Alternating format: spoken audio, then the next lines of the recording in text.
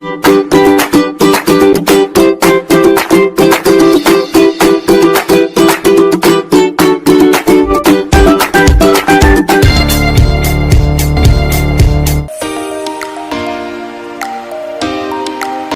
Friends, இன்றைக்கி நம்ம சேனலில் ரொம்பவே டேஸ்ட்டாக சாஃப்டான ஒரு டிஃப்ரெண்ட்டான ரெசிபி தான் பார்க்க போகிறோம்.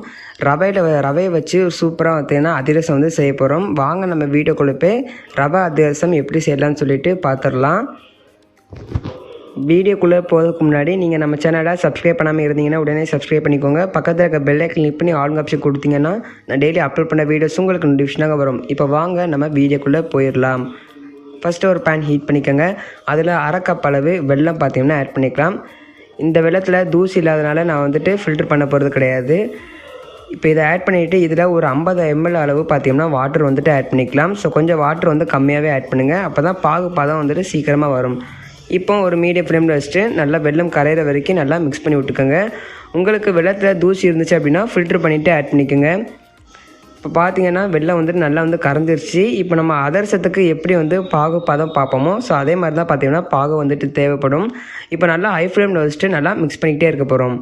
இப்போ கொஞ்சம் மீடியம் ஃப்ளேமுக்கு மாற்றி நம்ம மிக்ஸ் பண்ணிக்கலாம். நல்லா பார்த்தீங்கன்னா நல்லா நுரைச்சி வந்துருச்சு. இந்த ஸ்டேஜில் நம்ம ஒரு கிண்ணத்தில் தண்ணி எடுத்து இந்த மாதிரி நம்ம எடுத்து பாகை வந்துட்டு உள்ளே விட்டு பார்த்தோம் அப்படின்னா அது வந்துட்டு ஒரே இடத்துல பார்த்திங்கன்னா இருக்கணும். நம்மளுக்கு உருட்டுற ஷேப்பில் பார்த்திங்கன்னா வரணும்.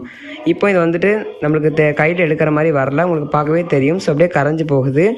இன்னும் பார்த்திங்கன்னா நம்மளுக்கு வந்து பாகு வந்து தேவை, இந்த பதம் கிடையாது. ஸோ ஒரு 10 செகண்டுக்கு ஒரு தான் நம்ம வந்து செக் பண்ணிக்கிட்டே இருக்கலாம். இப்போ மறுபடியும் நம்ம எடுத்து பார்த்தோம் அப்படின்னா கரெக்டாக வரும்னு நினைக்கிறேன்.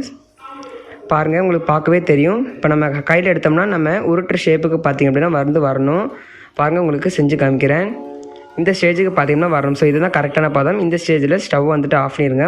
ஆஃப் பண்ணிவிட்டு இதில் அரை டேபிள் ஸ்பூன் அளவு சுக்குத்தூள் பார்த்திங்கன்னா ஆட் பண்ணிக்கலாம். ஒரு அரை டேபிள் ஸ்பூன் அளவு ஆட் பண்ணிக்கோங்க. அதுக்கப்புறமா எள்ளு வந்துட்டு 1 டேபிள் ஸ்பூன் அளவு ஆட் பண்ணிக்கலாம். இது எல்லாத்தையுமே சேர்த்துட்டு நம்ம நல்லா ஒரு தடவை மிக்ஸ் பண்ணி விட்டுக்கலாம். அதுக்கப்புறமா இதில் வந்துட்டு 200 கிராம் ரவை பார்த்திங்கன்னா எடுத்திருக்கேன். இதை வந்துட்டு நல்லா மிக்சியில் வந்துட்டு கொஞ்சம் பவுட்ரு பண்ணிவிட்டு ஆட் பண்ணியிருக்கேன். ஸோ நீங்கள் அப்படியே கூட ஆட் பண்ணலாம். அப்படி ஆட் பண்ணோம் அப்படின்னா கொஞ்சம் பார்த்திங்கன்னா திட்டாக தெரியும். ஸோ அதனால் இந்த மாதிரி மிக்சியில் போட்டு ஒரு தடவை அரைச்சிட்டு இதில் சேர்த்துக்கோங்க.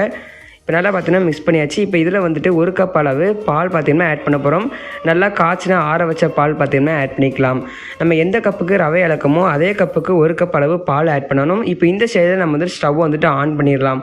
ஆன் பண்ணிவிட்டு மீடியம் ஃப்ளேமில் வச்சு நம்ம இந்த மாதிரி மிக்ஸ் பண்ணிக்கிட்டே இருக்கிறோம். ரவை வந்துட்டு ஒரு மாவு பதத்துக்கு பார்த்திங்கன்னா வரணும். ஸோ இந்த ஸ்டேஜில் 1 டேபிள் ஸ்பூன் அளவு நெய் பார்த்திங்கன்னா ஆட் பண்ணிக்கலாம். நல்லா பார்த்திங்கன்னா பேனில் வந்துட்டு ஒட்டாமல் வரும். அதனால் மீடியம் ஃப்ளேமில் வச்சு நம்ம இந்த மாதிரி மிக்ஸ் பண்ணிக்கிட்டே இருக்கலாம். பாருங்கள், உங்களுக்கு பார்க்கவே தெரியும் எந்த அளவுக்கு ரவை வந்துட்டு மாவு மாதிரி கெட்டியாகி வந்திருக்குன்னு. இந்த ஸ்டேஜில் நம்ம கடைசியாக ஏலக்காய் தூள் ஆட் பண்ணிக்கலாம். ஒரு அரை டேபிள் ஸ்பூன் அளவு ஆட் பண்ணியிருக்கேன். இதை ஆட் பண்ணிவிட்டு நல்லா கை பொறுக்கிற சூடுக்கு வந்தாலே போதும். இந்த அளவுக்கு நம்ம அழுத்தி விட்டு கொஞ்சம் பிசைஞ்சு எடுத்துக்கலாம். ஸோ அப்போ தான் அதிரசம் வந்துட்டு சாஃப்டாக வரும். இப்போ இதை வந்துட்டு நம்ம உருண்டை பிடிச்சி தப்பி எடுத்துக்க போகிறோம். ஸோ ஒரு அலுமினியம் ஷீட் எடுத்திருக்கேன். அதில் கொஞ்சமாக வந்துட்டு ஆயில் அப்ளை பண்ணியிருக்கேன்.